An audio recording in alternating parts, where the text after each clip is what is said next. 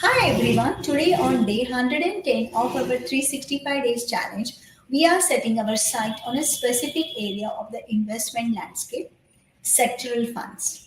These funds concentrate their investments within a particular industry sector like technology, banking, or healthcare. Now let's discuss what are the different types of sectoral funds.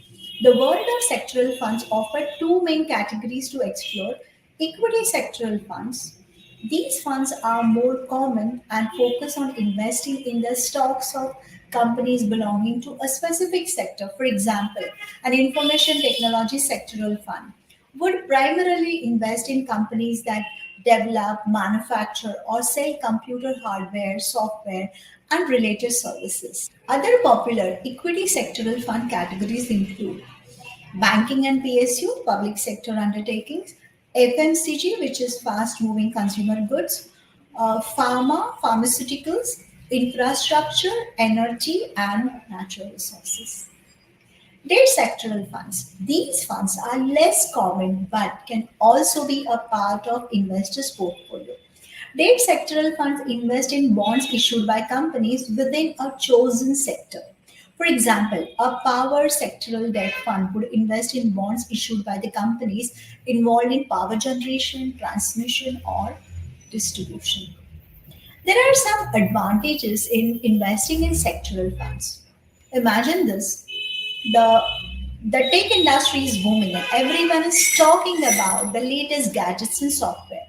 A sectoral fund focused on technology stocks could potentially take advantage of that excitement and deliver strong returns. Of course, the opposite can happen too. If the tech bubble bursts, that same sectoral funds could experience significant losses. The second advantage can be diversification within a sector.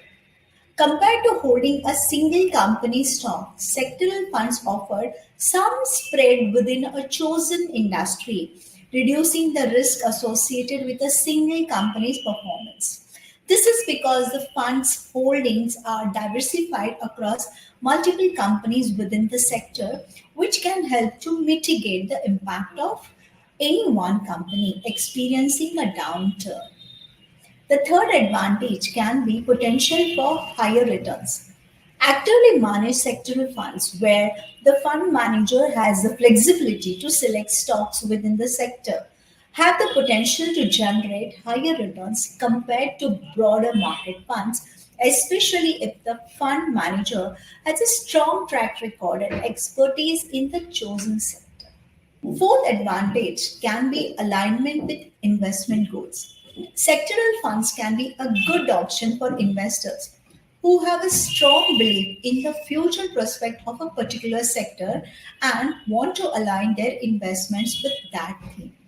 But remember, risk is part of the deal. Sectoral funds are generally more volatile than diversified equity funds due to their concentrated holdings in a single sector. This means that the fund's performance will be closely tied to the performance of that particular sector.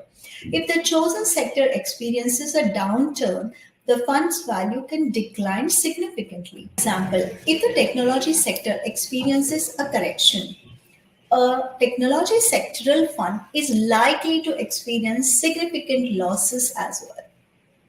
So, while offering some diversification within a sector by investing in multiple companies, sectoral funds don't provide the same level of diversification as broader market funds that invest across various sectors of the economy. This concentration can expose investors to greater risk if the chosen sector underperforms the broader market.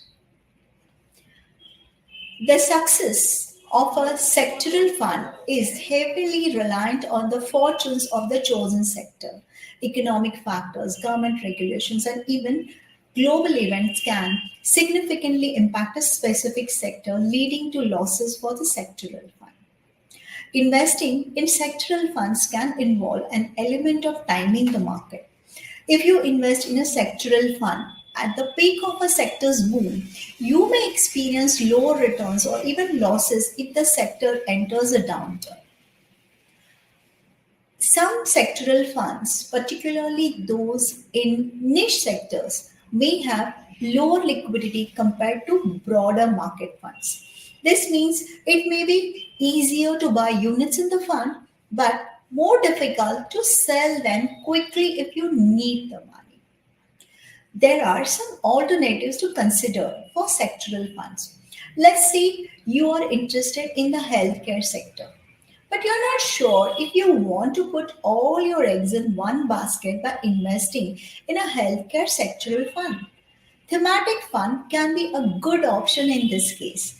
Thematic funds focus on a broader theme like healthcare, but they invest in companies across different sectors that are all somehow related to that theme.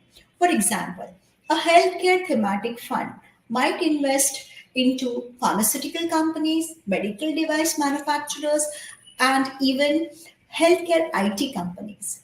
This provides some diversification within the chosen theme while still giving you exposure to the healthcare industry. A second alternative can be index fund. These track a specific market index, providing exposure to variety of companies across various sectors, reducing risk associated with a single sector. Consider some points before investing in sectoral fund, like investment horizon.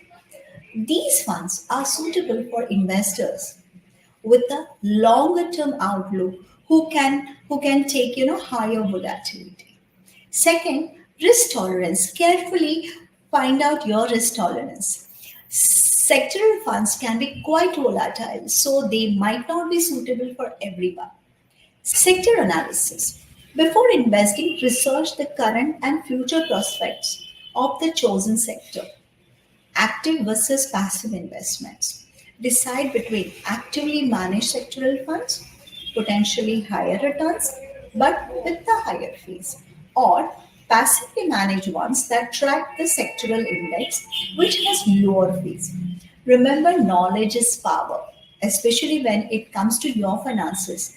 By understanding the different aspects of sectoral funds, including the risk and alternatives, you can make informed investment decisions that align with your financial goals and risk tolerance.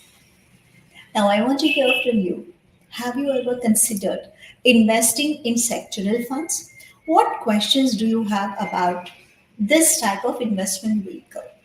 Share your thoughts in the comments below and let us keep this conversation going. I hope you have liked today's live session and don't forget to share it with your friends and your near and dear ones. Bye. Happy investing.